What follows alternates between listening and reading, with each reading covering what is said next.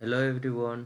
आज हम लोग मॉड्यूल नंबर 2 स्टार्ट कर रहे हैं सर्वे का। ठीक है, जहाँ पे हमको कर्व पढ़ना था। ठीक है, क्या पढ़ना है आपको? कर्व पढ़ना। कर्व होता क्या? तो इस मॉड्यूल 2 को पहले स्टार्ट कर रहे हैं यहाँ पे। तो एक सेकेंड देखिएगा कि यहाँ पे सबसे पहले मतलब कर्व के बारे में पढ़ना है। तो कर्व होता क्या है? तो जब दो स्ट्रेट लाइन, सुनिएगा ध्यान से, जब दो स्ट्रेट लाइन मतलब रोड जा रहा था, इस तरह से रोड जा रहा था, ध्यान से सुनिएगा, ये रोड जा रहा था इस तरह से। ठीक है, अब बीच में कोई ऑब्स्टैकल आ गया। ऑब्स्टैकल मतलब कोई बाधा रुकावट आ गई। यहाँ मान लीजिए बड़ा सा पत्थर रख ले, एकदम सीधा सीधी मतलब समझाते।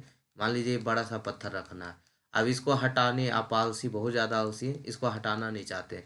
आप क्या चाहते हैं कि रोड को ही बगल से इस तरह से लेके चल जाए। तो यहाँ पे आपको क्या देना होगा? एक कर्व देना होगा। क्या देना होगा? कर्व। तो ये ऑब्स्टैकल यहाँ तो एग्जाम्पल दे दिए। ये ऑब्स्टैकल किसी तरह का हो सकता है, या तो किसी का मतलब अपना ज़मीन है जो देना नहीं चाहता है, आपको रोड घुमा के ले जाना पड़ेगा। या यहाँ बीच में नदी आ गया, या कोई मंदिर है, या कोई मस्जिद है, या किसी भी प्रकार का कोई भी ऑब्स्टैकल है, तो आपको यहाँ पे एक क्या करना होगा? कर्व जनरेट होगा। दो स्ट्रेट लाइन है और उसको एक किससे मिला देंगे? कर्व से मिलाते हैं। ठीक है, इसी को हम लोग बोलते हैं कर्व है। तो ध्यान से देखेंगे यहाँ पे कि कर्व मिलाते टाइम आपको किस किस पॉइंट का, यहाँ पे कर्व का मतलब टोटल स्ट्रक्चर जानेंगे, कि कर्व के अंदर का इंटीरियर मतलब जानेंगे कि कैसे कैसे वहाँ पे कौन कौन सा पॉइंट होगा। टेंजेंसी होगा क्या, वहाँ पे बैक टेंजेंट होगा, फॉरवर्ड टेंजेंट क्या होगा, या मिड ऑर्डिनेट क्या है, डिफ्लेक्शन एंगल क्या है, वहाँ के बारे में हर एक पॉइंट को जानेंगे। ठीक है, यही है इस चैप्टर में पढ़ना। ठीक है, तो आइए देखते हैं बारी बारी से। तो सबसे पहले तो कर्व क्या है? तो curve is provided between two straight line. ध्यान से देखिएगा, two straight line path in order to provide gradual change in the direction of vehicles. ठीक है, ग्रेजुअल चेंज, ऐसा नहीं कि मान लीजिए ये आ गया फिर ऐसे बना दिया, ऐसे नहीं। ग्रेजुअल चेंज हो, ग्रेजुअल हो, कर्व देखते हैं ग्रेजुअल चेंज होता है इस तरह से। ठीक है, तो उसी को हम लोग क्या बोलते हैं? कर्व बोलते हैं। और बाकी ये सेंट्रल रोड रिसर्च इंस्टीट्यूट जो है, इसके बारे में आपको ट्रांसपोर्टेशन में बताएं। बिल्डिंग जो इंट्रोडक्शन टू सिविल इंजीनियरिंग है, उसमें आप जाइएगा ट्रांसपोर्टेशन इंजीनियरिंग में, तो इसके बारे में टोटल चर्चा किए। इम्पैक्ट फैक्टर क्या होता है, ठीक है, सेंट्रीफ्यूगल रेशियो क्या है, तो ये जाके आप उसमें देख लीजिएगा। ठीक है, ऐसा ही हम मेंशन कर दिए थे, हाईवे रेलवे पढ़ाए ना, वहाँ जाके देखिए। ठीक है, चलिए, सिंपल सर्कुलर कर्व के क्या क्या फीचर्स हैं, क्या क्या कंपोनेंट्स है, उसको देखते हैं। तो सबसे पहले ये फिगर हम आपको बना बना के दिखाएंगे और समझाते चलेंगे साथ साथ में। ठीक है, देखिए यहाँ पे सबसे पहले मान लीजिए ये स्ट्रेट लाइन आ रहा था। सबसे पहले ये स्ट्रेट लाइन आ रहा था। ठीक है, एक सेकेंड, पेन उठाने दीजिए। सबसे पहले ये एक स्ट्रेट लाइन आ रहा था, ये स्ट्रेट लाइन आ गई है, जिसको हम लोग बैक टेजेंट के नाम से जानते हैं। इसको किस टेजेंट के नाम से जानते हैं? Back tangent. ध्यान से सुनिएगा, बैक टेजेंट। ठीक है, चलिए, यहाँ से क्या किए, यहाँ से हम अपना कर्व स्टार्ट किए, कर्व बना दिए। ठीक है, एक सेकेंड, कर्व बना दिए इस पॉइंट तक। ठीक है, और फिर यहाँ से एक स्ट्रेट लाइन हो गया, ये स्ट्रेट लाइन हो गया। तो इस पॉइंट को, इस लाइन को हम लोग क्या कहते हैं? फॉरवर्ड। ध्यान से सुनते जाइएगा, फॉरवर्ड टेंजेंट। ये सीख लिए मतलब आपका कर्व क्लियर हो गया। कर्व एक बहुत छोटा टॉपिक है। ठीक है, मॉड्यूल फर्स्ट बहुत बड़ा टॉपिक है, यानी 50% आपका सर्वे का जो सिलेबस है, 50% से ज़्यादा खाली मॉड्यूल 1 में है। बाकी 50% में कितना, 5 मॉड्यूल है शायद, तो आपको बाकी है। ठीक है, यानी ये कल्ले 50% का वेटेज है। तो जो मॉड्यूल 2 है बहुत ही छोटा टॉपिक, बहुत छोटा टॉपिक है। ठीक है, लेकिन बहुत इंटरेस्टेड टॉपिक भी है। ठीक है, देखिए यहाँ पे, तो फॉरवर्ड टेजेंट हो गया, इसको बैकवर्ड टेजेंट हो गया। मतलब कर्व के पीछे वाले लाइन को, पीछे वाले रोड के, एक तरह से हम रोड बोल रहे हैं। ठीक है, यानी स्ट्रेट लाइन को फॉरवर्ड बैकवर्ड बैक टेजेंट बोलते हैं। और जो बाद है, कर्व के बाद वाले लाइन को, स्ट्रेट लाइन को क्या बोलते हैं यहाँ पे? फॉरवर्ड टेजेंट बोल रहे हैं। यहाँ तक क्लियर है? चलिए, यहाँ तक क्लियर है। ये इसको जो ये पॉइंट है, इसको पॉइंट ऑफ कर्वेचर के नाम से जानते हैं। बैक टेजेंट वाला जो पॉइंट है ना, इसको पॉइंट ऑफ, इसको T1 दे दें, यहाँ पे T1 दे देते हैं, इसको T2 दे देते हैं। तो T1 को पॉइंट ऑफ कर्वेचर के नाम से जानते हैं, T2 को यहाँ पे पॉइंट ऑफ टेंजेंसी के नाम से जानते हैं। यहाँ पे बगल में लिखते हैं, T1 को क्या नाम से जानते हैं?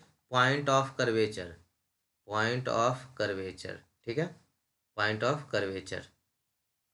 और T2 को किसके नाम से जानते हैं?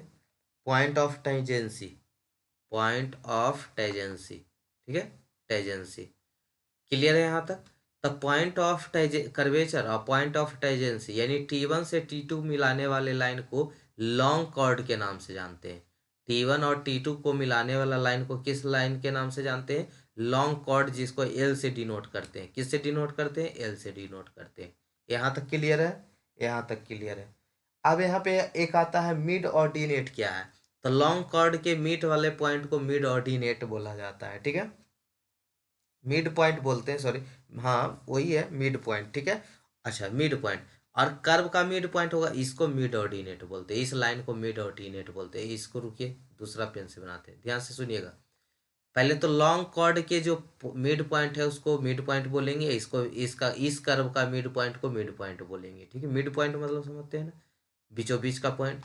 और ये दोनों को मिलाने के यानी लॉन्ग कॉर्ड एक कर्व के पॉइंट को मिलाने को मिड ऑर्डिनेट बोलते हैं, जिसको एम से डिनोट करते हैं। और यहाँ पे एम को लिख रहा है मिड ऑर्डिनेट, इसको क्या बोल रहे हैं? Mid ordinate, mid ordinate. Clear है? चलिए यहाँ तक क्लियर हो गया। उसके बाद आते हैं ई लाइन को आगे बढ़ाइए, बैक टाइजेंट को आगे बढ़ाइए, अब फॉरवर्ड टाइजेंट को आगे बढ़ाइए, तो कहीं एक जगह पॉइंट पे जाके मिलेगा, तो इसको इंटरसेक्शन पॉइंट बोलते हैं। इसको क्या बोलते हैं? रेड पेन से लिख देते हैं, इसको इंटरसेक्शन पॉइंट बोलते हैं। ध्यान से सुनते जाइएगा, इसको कौन सा पॉइंट बोलते हैं? इंटरसेक्शन पॉइंट, इंटरसेक्शन पॉइंट, ठीक है, इसको बोलते हैं इंटरसेक्शन पॉइंट। अच्छा, अंदर वाला एंगल को इंटरसेक्शन एंगल बोलेंगे। क्या बोलेंगे? इंटरसेक्शन एंगल बोलेंगे, ठीक है। अच्छा, ए वाला जो लाइन था इस तरह से, यहाँ पे जो एंगल बनाएगा, यहाँ पे जो एंगल बनाएगा, यहाँ बाहर में जो एंगल बनाएगा, इसको डिफ्लेक्शन एंगल के नाम से जानते हैं। कौन एंगल? डिफ्लेक्शन एंगल या डिविएशन एंगल। तो यहाँ पे लिख देते ये क्या है? डिफ्लेक्शन एंगल है।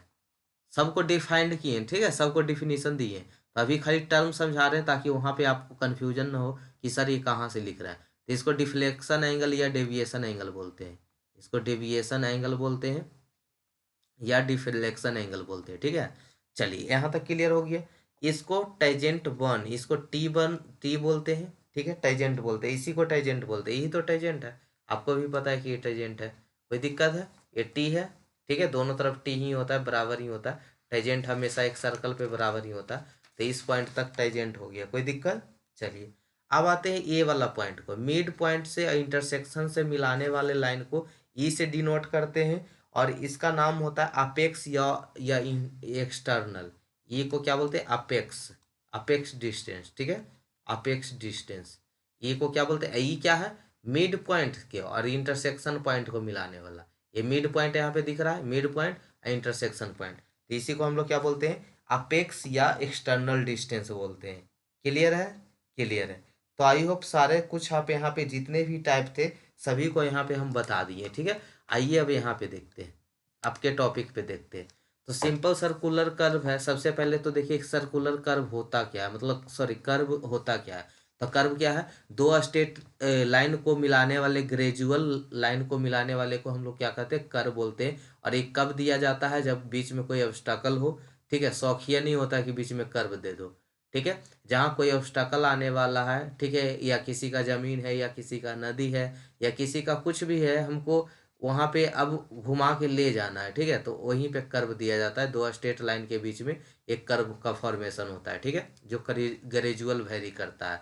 अच्छा, ग्रेजुअल वेरी कैसे करता है उसके बारे में भी थोड़ा सा और बता देते हैं। ऐसा देखिए, स्ट्रेट लाइन है, एक कर्व है, तो ऐसा अचानक नहीं होता है कि इसको ऐसे बढ़ा दो, इसको ऐसे बढ़ा दो। क्या होता है? एक बीच में ट्रांजिट कर्व आता है, ट्रांजिट कर्व, ठीक है। ट्रांजिट कर्व क्या होता है कि बीच का पार्ट धीरे धीरे, देखिए स्ट्रेट लाइन से धीरे धीरे कर्व बनना स्टार्ट हो जाता है, कर्व इस तरह से, ठीक है, देखिए तो इस तरह से, और ये हो जाएगा धीरे धीरे कर्व से स्ट्रेट लाइन बनना स्टार्ट हो जाएगा।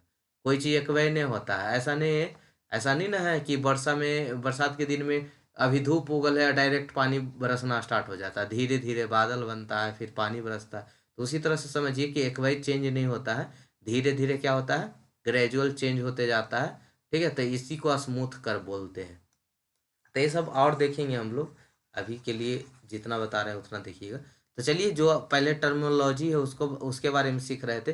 तो सर्कुलर कर्व में अब देखिए, अब कोई दिक्कत नहीं ना, एक कौन सा? बैक टाइजेंट, क्यों? क्योंकि ये जो कर्व के पहले है उसको बैक टेंजेंट और जो बाद है उसको फॉरवर्ड टेंजेंट।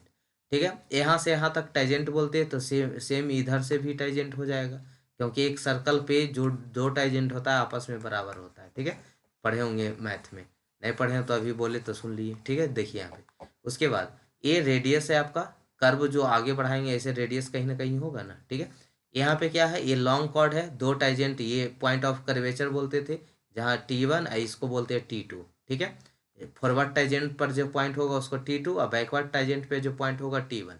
T1 T2 को मिलाने वाले लाइन को हम लोग लॉन्ग कॉर्ड बोल रहे हैं, इसी को लॉन्ग कॉर्ड बोल रहे हैं। ठीक है, अच्छा ये कर्व है तो लॉन्ग कॉर्ड का मिड पॉइंट, ये इसका मिड पॉइंट, दोनों को जो मिलाते हैं उसको मिड ऑर्डिनेट के नाम से जानते हैं।